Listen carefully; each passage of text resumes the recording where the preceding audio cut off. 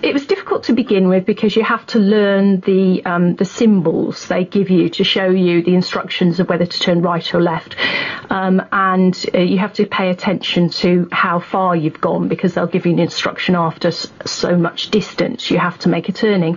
But once you learn what all that means, it really is just a matter of concentrating and not losing your place in the notes, and then it's fine. Because last year this rally you undertook was 9 days, I think, in duration. I mean, that can't have been the first event that you took part in. You built up to that, did you? Yes. We've done previous events in a modern car, which were much shorter, like 4 or 5 days, and then did another longer event, also to North Africa, but that time was to Tunisia, Libya and Egypt.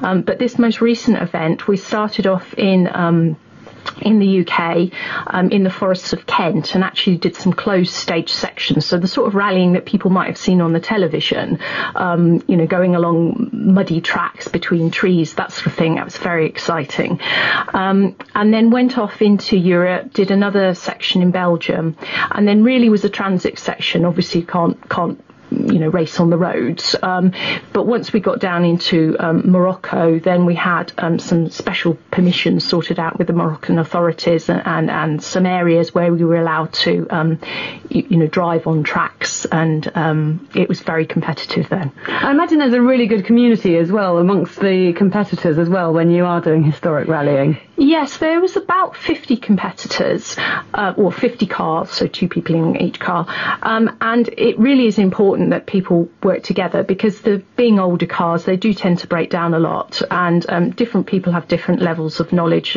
with mechanics. So we relied on others quite a lot for help with trying to fix things when they broke down. But yeah, everybody just helps each other out, and it's a really nice atmosphere. Fiercely competitive, but very friendly. Yeah, and I know you did very well. We'll talk a little bit more about that in a moment or two, and ask you about some of the highlights of the rally as well. We're just going to play a song now. Cecilia Agger joining us this afternoon, speaking about historic rallying with a very good cause in mind, namely the charity Talking to Minds. We'll hear more from Cecelia right after this from Jackie Wills at 6:30. Right now, though, Cecilia Agger's been explaining a little bit about the joys of historic rallying, in particular an event that's known as the London to Casablanca rally that you took part in last November. Actually, Kent to Marrakesh, more technically, geographically correct. That's right, yes. We finished the rally in Marrakesh, which is further south, but it gave us an opportunity to spend more time in the Atlas Mountains, which was fantastic. The different sceneries were just amazing. One day you'd be on a completely flat plain, no habitation, flat, featureless in all directions, but beautiful, absolutely beautiful. And then another day we'd be right up in the top of mountains, going along a little mountain roads with no barriers or anything, quite exposed. So yes, a complete range of scenery. Is it that chance to see the world from a different perspective that attracts you to this sort of rallying, or do you have quite a competitive edge to you as well? I think I am competitive. I definitely like that part. When people say they think they are, they generally are. I certainly like it if I come away with a trophy. That's a good feeling. But yeah, part of it is the opportunity to go to places that probably if I booked a holiday, I wouldn't think of going there. Or if I went there, I might go to a kind of hotel or somewhere and not really get right out into the wilds to see rural communities, to get to meet local people. That appeals a lot. And you mentioned the coming home with trophies always a bonus. You did do particularly well, didn't you, in this rally? We did, yes. We won our class, so we got a class win. There was a range of cars of different ages and engine capacities.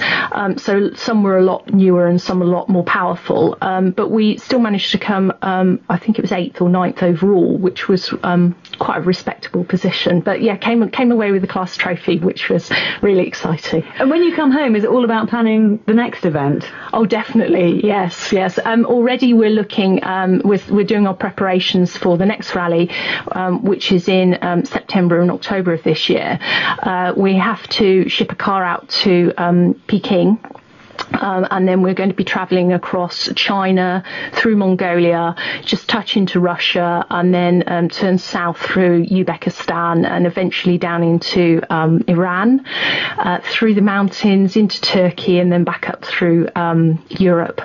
It's a long trip. How long is that going to be? That will be 6 weeks. Because as well as preparing a car for that sort of rallying, preparing yourself must be all important as well. How do you manage to juggle your job with taking that amount of time off to rally? Well, I have to say it's the first time that I've taken more than about 2.5 weeks off work, and work have been fantastic. Obviously, I've saved up my leave, and it's outside of school holidays, so they've been really good to let me have that amount of time. And you're right, there's a lot of preparations. You have to think about your health, all the vaccinations you're going to need, making sure that you haven't got any loose fillings and things like that, getting physically fit because it is demanding. So that's a bit of a challenge. I'm having to work hard on that one at the moment, especially after Christmas. And then making sure that you've got all the kit that you need, that your clothing's going to be suitable, you'll get warm enough in the Mongolian desert because it gets very cold at night. Have you become a bit of a dab hand at car first aid as well? Are you useful when things grind to a halt?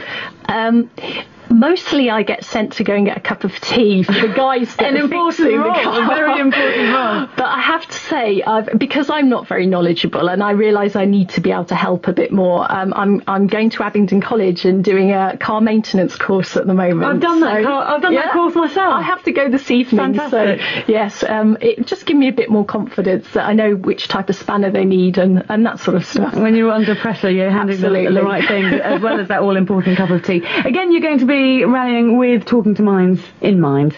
Absolutely, yes. We're going to be carrying their artwork on the car, and this time there's obviously going to be a lot of international interest. There's competitors taking part in the rally from all over the world. There are photographers and film crews that travel with the rally.